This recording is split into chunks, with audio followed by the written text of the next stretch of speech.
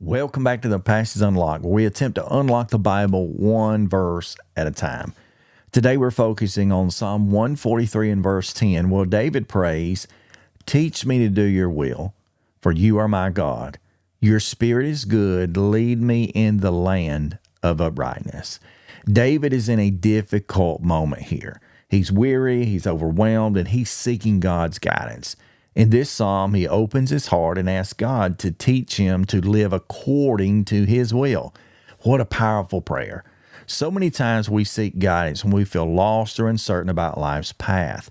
But do we pause and ask God to teach us his will? David's prayer is an humble recognition that he doesn't have all the answers, and neither do we. That's why he turns to the one who does. Let's break down this verse into bite-sized pieces.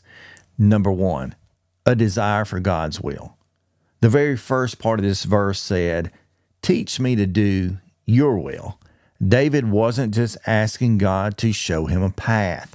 He was asking him for instruction on how to walk in that path.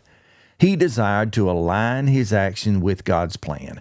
And this is something we all need to keep in mind. It's one thing to know the will of God and what he wants, but yet it's a far different thing to be willing to live it out in our lives daily.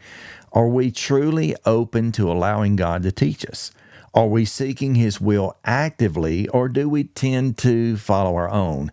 Number two, God's goodness and leadership. David continues by saying, quote, "Your spirit is good." Here we see David acknowledging the character of God's Spirit as being good, perfect, and even trustworthy.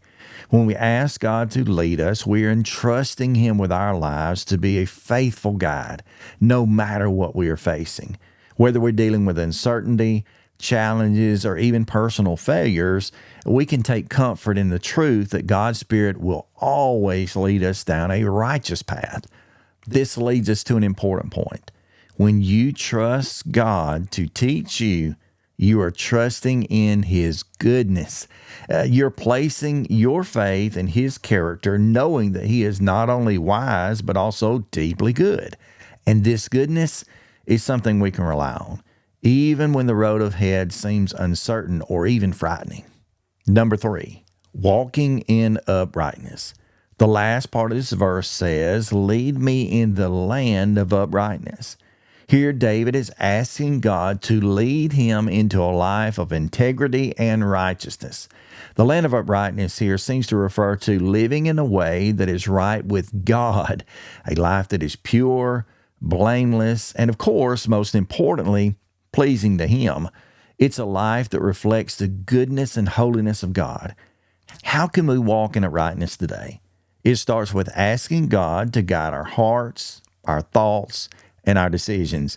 Every day presents new challenges and temptations, but we should choose to let God lead us through his word and his spirit. Psalm 119, 105 says, "Your word is a lamp unto my feet and a light unto my path."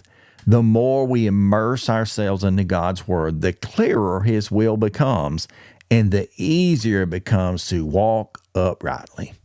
So how can we apply this verse practically in our lives today? Number one, pray for guidance. Just as David asked God to teach him his will, we need to be in constant prayer, asking God for wisdom and direction. Whether you're facing a major decision or just trying to live faithfully each day, make it a habit to ask God to be your guide. Number two, trust God's goodness. Remember that God's Spirit is good. Even when life gets tough, we can trust God that he will lead us in the way that is ultimately for our good. His goodness means that we can rely on him and never be led astray. Number three, walk in integrity. Finally, strive to live a life of uprightness. This doesn't mean perfection, but it does mean pursuing a life that reflects God's holiness.